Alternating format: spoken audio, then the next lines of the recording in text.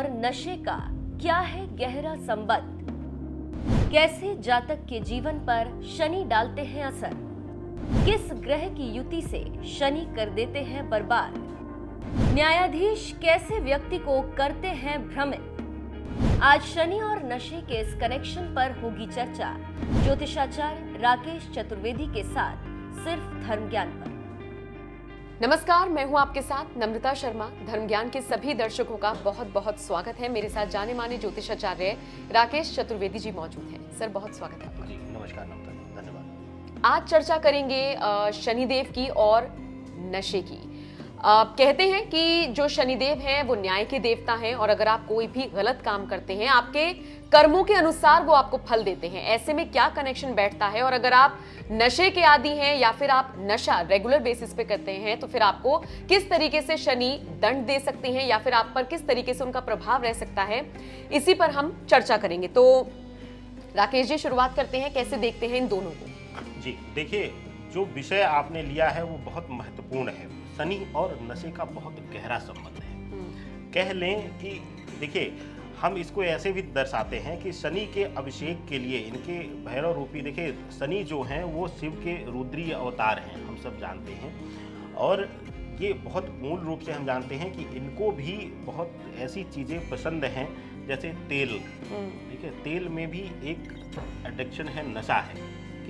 तो इस तरीके के पदार्थ इनको पसंद है और नशे से इनका बहुत गहरा संबंध हो जाता है, तब खास करके जब कहीं से भी शनि पीड़ित हों और शनि के साथ राहु या केतु का संबंध आता है तो इस तरीके से ये बहुत ज़्यादा प्रभावी हो जाते हैं। खास करके इसका जो प्रभाव लिया जाता है अष्टम घर में, 8वें में और 11वें घर में। इन घरों में, 2 घरों में अगर शनि किसी पापी ग्रह के साथ युति बना रहा है या दृष्टिगत संबंध ले रहा है तो वहाँ पर ऐसा प्रभाव देखा जाता है नम्रता जी कि वह आदमी जो है वो धीरे धीरे करके नशे के आगोश में आता जाता है और अपने आप से वो अपने अंतरात्मा से वो घृणित होने लगता है। वो जानता है कि वो गलत कर रहा है, फिर भी वो अपने आप पर काबू नहीं कर पाता और उसके आगोश में आकर अपने मान सम्मान, प्रतिष्ठा, धन, परिवार सभी को वो खो देता है, सभी का विनाश कर देता है। इस तरीके का गहरा संबंध शनि और नशे का नम्रता जी पाया जाता है। लेकिन आजकल का दौर अगर हम देखें राकेश जी, हालांकि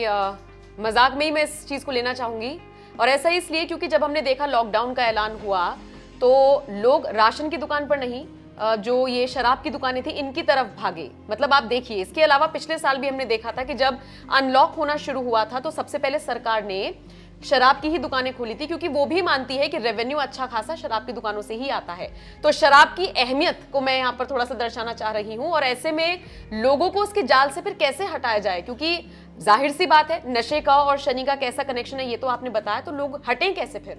जी देखिए, बहुत ही अच्छा कटाक्ष किया है नम्रता जी और ये बहुत सकारात्मक है। हम सभी को, जो भी ये वीडियो देख रहा है, ये आपके इन शब्दों से उसको सीख भी लेनी चाहिए और समझदार भी होना चाहिए।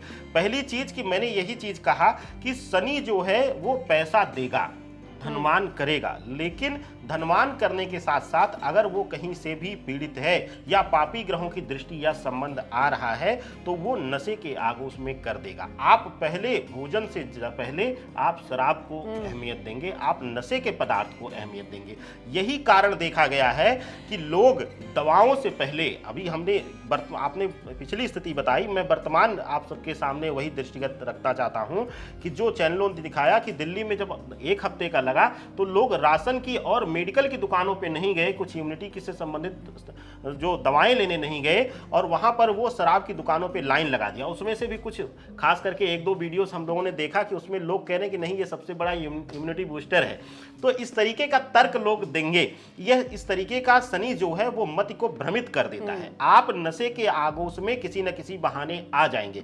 यहाँ पर एक अंतर आता है नम्रता जी कि अगर शनि मजबूत स्थिति में है तो आप एक लग्जरियस लाइफ जिएंगे, आप जो नशा है उसको शौकिया तौर पे करेंगे। लेकिन कहीं ना कहीं अगर शनि पीड़ित है और गलती से आपने धन कमा लिया है तो उसका भी विनाश कर देगा, उसके आगोश में आपको ला देगा। आप सुबह से शाम तक हमेशा आप उसी के बारे में, नशे के बारे में सोचेंगे और ऐसे ही लोगों का साथ भी आपको मिलेगा, ऐसे ही लोगों का सानिध्य भी मिलेगा जो हमेशा उसी में डूबे रहें। इस तरीके का प्रभाव शनि दिखाता है। इसमें एक रोल आ जाता है कि शनि और चंद्रमा की युति चतुर्थ घर में, अगर शनि और चंद्रमा की युति है चतुर्थ घर में, तो वह इंसान, वह जातक नशे के अधीन होकर अपना सब कुछ खोकर अंततः अपने आप को समाप्त करने के लिए भी विचार करने लगता है।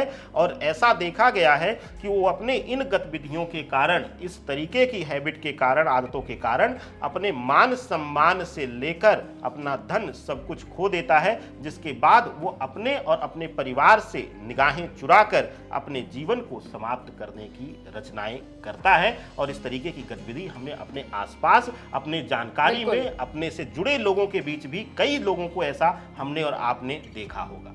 जाहिर सी बात है, जो लोग नशे में डूबे रहते हैं और नशे में डूबे रहने के बाद कस्में वादे खा लेते हैं, कौन ही उन पर भरोसा करता है, ना ही उनकी कोई इज्जत होती है। और जाहिर तौर पर कई बार हमने ऐसे एग्जाम्पल्स देखे भी हैं।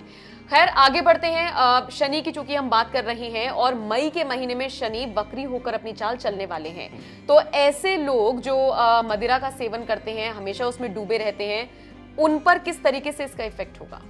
देखिए, बिल्कुल सही कहा आपने, बहुत बड़े ग्रहीय परिवर्तन हो रहे हैं। अगर खास करें इस वर्तमान दौर में, आने वाले समय में शनि वक्री भी होने वाले हैं, और क्योंकि अपने राशि में है तो वहाँ पर सबसे ज़्यादा पावरफुल है। जब भी वो वक्री चाल चलते हैं तो वहाँ पर उसका प्रभाव और तीक्ष्ण हो जाता है, उनका निर्णय बहुत कठोर हो जाता है। इस वजह से अगर किसी की भी कुंडली में ऐसा प्रभाव है तो मैंने इसीलिए कहा आपको, ये विषय लिया जो आपने, इसीलिए मैंने सबसे पहले आपको कहा कि बहुत महत्वपूर्ण विषय है कि आप लोग, अगर कोई भी आपके घर परिवार का है तो उसको आप संयमित करिए, उसको आप बचाइए, और साथ ही साथ ग्रहीय रूप से किसी ज्योतिषीय सलाहकार से सलाह लेकर और सही उपचार उसका करिए, सही विमर्श उसका लीजिए, जिससे कि समय रहते आपको उससे लाभ मिल पाए। नम्रता जी, बिल्कुल, और इन सब चीजों से तो जितना आप दूर रहें उतना ही आपके लिए अच्छा है, क्योंकि अगर हम एक बेहतर समाज की कल्पना करते हैं तो उससे पहले हमें खुद से शुरुआत करनी होगी। और अगर आप मदिरा में ही डूबे रहेंगे, नशे में ही डूबे रहेंगे, तो कहां से आप अपना सोचेंगे और कहां से आप दूसरों का सोचेंगे। खैर, बहुत बहुत शुक्रिया राकेश जी, तमाम जानकारियां दर्शकों तक पहुंचाने के लिए। और इससे इतर अगर आप कुछ जानना चाहते हैं तो जो नंबर आपकी स्क्रीन पर फ्लैश हो रहा है उस पर आप कांटेक्ट कर सकते हैं। राकेश जी से आपकी मुलाकात हो सकती है, बातचीत आप उनसे कर सकते हैं, अपनी कुंडली आप उनको दिखा सकते हैं।